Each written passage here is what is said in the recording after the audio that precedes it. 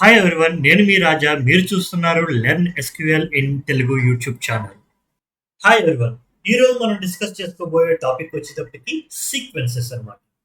అసలు ఈ సీక్వెన్సెస్ అంటే ఏంటి? మనం ఎక్కడ ఉపయోగిస్తాం? వీటిని ఎలా ఉపయోగిస్తాం? దాని సింటాక్స్ ఏంటి అన్నది ఇప్పుడు మనం తెలుసుకుందాం.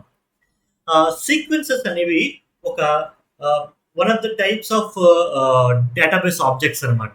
మనకి టేబుల్స్, వ్యూస్, సినోనిమ్స్ ఇవన్నీ ఎలాగైతే డేటాబేస్ ఆబ్జెక్ట్స్, ఈ సీక్వెన్సెస్ కూడా ఒక డేటాబేస్ ఆబ్జెక్ట్ అన్నమాట. ఈ ఈ సీక్వెన్సెస్ యొక్క ఫంక్షనాలిటీ ఏంటంటే ఇవి ఆటోమేటిక్‌గా మనకి సీక్వెన్షియల్ నంబర్స్‌ని జనరేట్ చేసేస్తాయి అన్నమాట. ఓకే. మనం ఈ సీక్వెన్షియల్ నంబర్స్‌ని అసలు రియల్ టైమ్‌లో ఎందుకు ఉపయోగిస్తామో చూద్దాం. మనం ఏదైనా ఒక స్కూల్‌లో జాయిన్ అయినప్పుడు గానీ, లేదంటే కాలేజ్‌లో జాయిన్ అయినప్పుడు గానీ, మనకి రోల్ నంబర్స్, అడ్మిషన్ నంబర్స్ అని ఇస్తారు. సో, ఫస్ట్ జాయిన్ 1, 2, 3, 4 అలా ఇచ్చుకుంటూ వెళ్తారు కదా! స్టూడెంట్స్ అందరికీ కూడా. అయితే కొత్తగా ఎవరైనా జాయిన్ అయినప్పుడు, ఇప్పుడు వరకు ఉన్న నంబర్ ఏంటి అని వెతుక్కొని దానికి +1 చేసుకొని నెక్స్ట్ నంబర్ ప్రతిసారి అలా ఇవ్వలేరు కదా! కొన్ని వేల మంది స్టూడెంట్స్ ప్రతి సంవత్సరం బయటికి వెళ్ళి మళ్ళీ కొత్త వాళ్ళు జాయిన్ అయినప్పుడు ప్రతిసారి ఆళ్ళు చెక్ చేసుకోరు. అలాంటి సందర్భాల్లో ఏంటి, ఇది ఆటోమేటిక్‌గా జనరేట్ అవ్వడం కోసం అని చెప్పి ఇటువంటి సీక్వెన్స్ కాన్సెప్ట్ అనేది ఇంట్రొడ్యూస్ చేయడం జరిగింది. మనకి ఆఫీసుల్లో కూడా మనకి ఎంప్లాయీ నంబర్స్ కూడా ఇలాగే జనరేట్ చేసుకోవచ్చు. సో, ఈ సీక్వెన్స్ యొక్క సింటాక్స్ ఏంటో ఇప్పుడు చూద్దాం. Create sequence name. Test sequence అని నేను ఆ సీక్వెన్స్‌కు నేమ్ ఇచ్చుకుంటున్నాను. ఓకే. ఇప్పుడు నెక్స్ట్ ఏంటంటే దీనికి మనం కొన్ని ప్రాపర్టీస్‌ని అసైన్ చేస్తున్నాం. ఏంటంటే నా సీక్వెన్స్ అన్నది 1 నుంచి స్టార్ట్ అవ్వాలి. ఓకే. 1 నుంచి కావచ్చు, మనకు 10 నుంచి కావచ్చు, 100 నుంచి కావచ్చు, ఏదైనా పర్వాలేదు కానీ 1 నుంచి స్టార్ట్ అవ్వాలనుకుంటున్నాం. సో, సీక్వెన్స్ అనేది నేను స్టార్ట్ చేసేది 1 నుంచి. Next increment by. ఈ ఇంక్రిమెంట్ బై అనేది ఏంటంటే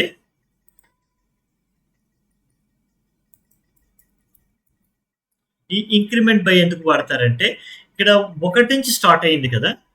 ఓకే. దాని నెక్స్ట్ నంబర్ ఎలా రావాలి? అంటే 1, 2, 3, 4, 5 అలా రావాలా?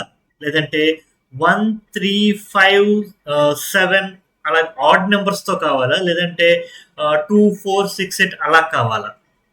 ఇది మనకి ఎంతెంత నంబర్‌తో ఇంక్రిమెంట్ చేసుకోవాలనేది ఇక్కడ మనకి ఇది స్పెసిఫై చేయాలన్నమాట. సో, నేనేమి చేద్దాం అనుకుంటున్నానంటే ఇంక్రిమెంట్ బై 2 ఇస్తున్నాను. ఓకే. అంటే నాకు 1, 3 తర్వాత 2 ఇంక్రిమెంట్ అయితే 5, దాని తర్వాత 2 ఇంక్రిమెంట్ అయితే 7 అట్లాగే జనరేట్ అవ్వాలని చెప్తున్నాను. ఓకే. నెక్స్ట్ ప్రాపర్టీ వచ్చేటప్పుడు దీనికి ఏంటంటే మిన్ వాల్యూ. మిన్ వాల్యూ అంటే అన్నిట్లకంటే చిన్న వాల్యూ, సీక్వెన్స్ చిన్న వాల్యూ ఎక్కడి నుంచి స్టార్ట్ అవ్వాలి అంటే మనం 1 నుంచి పెట్టుకున్నాం కాబట్టి మినిమం వాల్యూ 1. ఓకే. నెక్స్ట్ ఈ సీక్వెన్స్ ఎక్కడి వరకు వెళ్ళాలి? ఓకే. Max value. అంటే ఆ సీక్వెన్స్ ఎక్కడి వరకు కంటిన్యూ అవ్వాలి అనుకుంటున్నాము. నేను 10 అంటున్నాను. అంటే నాకు ఈ సీక్వెన్స్ 1, 3, 5, 7 అలాగే 10 వరకు వెళ్ళి వెళ్ళాలి. ఎండ్ అనమాట మాక్సిమం వాల్యూ. ఆ తర్వాత అంటే 10కి వచ్చిన తర్వాత అది మళ్ళీ ఏం చేయాలి? అక్కడితో ఆగిపోవాలా? లేకపోతే 10 దగ్గరకు వచ్చిన తర్వాత మళ్ళీ ఫస్ట్ నుంచి స్టార్ట్ అవ్వాలా? అంటే సైకిల్ అవ్వాలా? సైకిల్ అవ్వకూడదా అని. సో, నాకు సైకిల్ అవ్వాలి. ఓకే. ఇక్కడ నేను నో సైకిల్ అని పెట్టాననుకోండి. అప్పుడు ఏమవుతుందంటే ఆ రేంజ్‌కి వచ్చిన తర్వాత ఇంక సీక్వెన్స్ అక్కడితో డెడ్ అయిపోతుంది. ఆగిపోతుంది.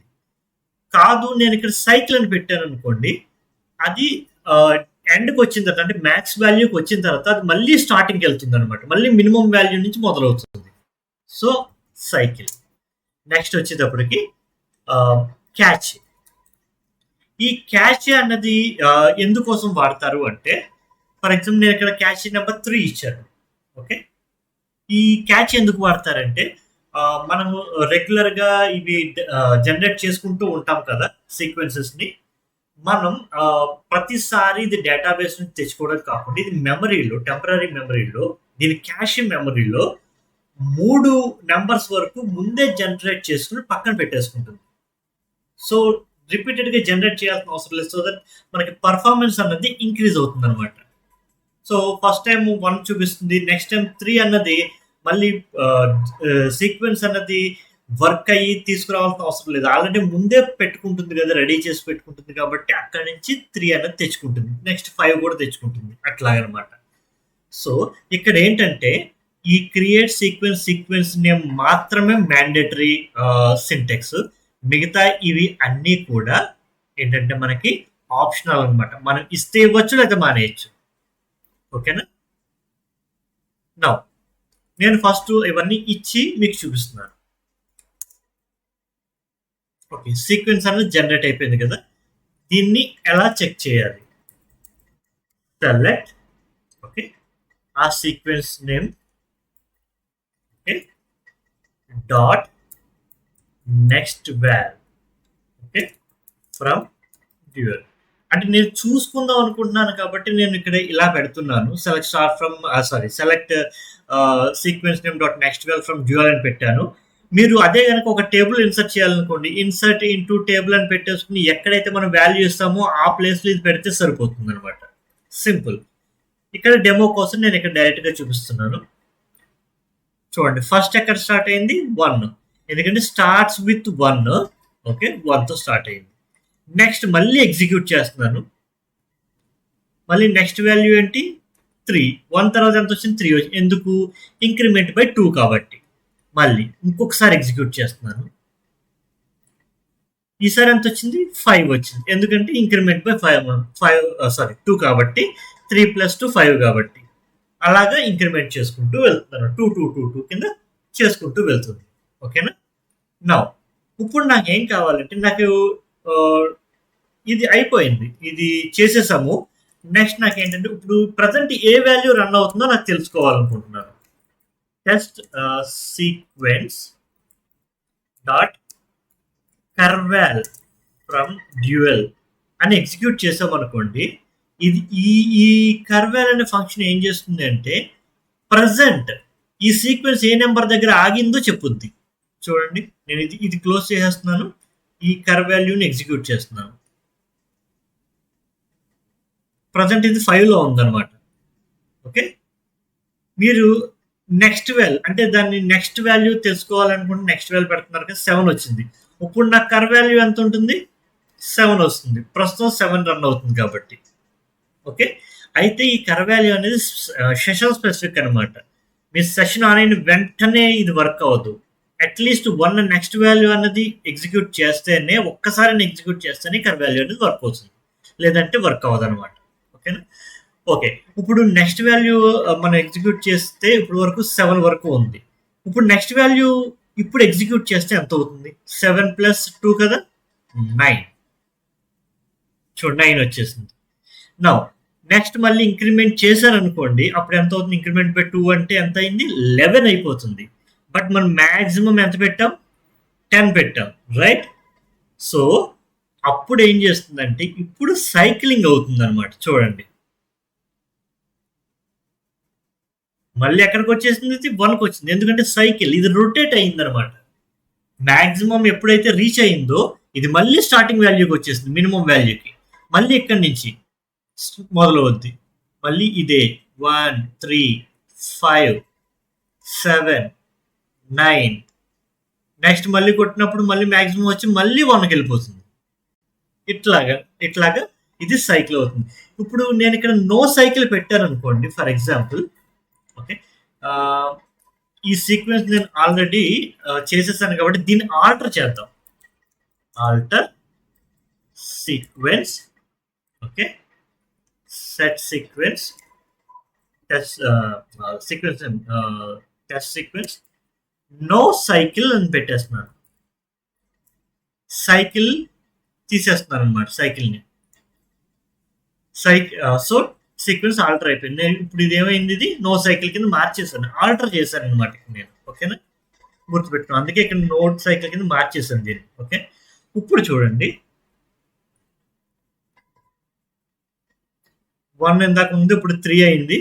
నేను మళ్ళీ ఎగ్జిక్యూట్ చేస్తున్నాను. 5 అయింది. 7 అయింది, 9 అయింది. ఇప్పుడు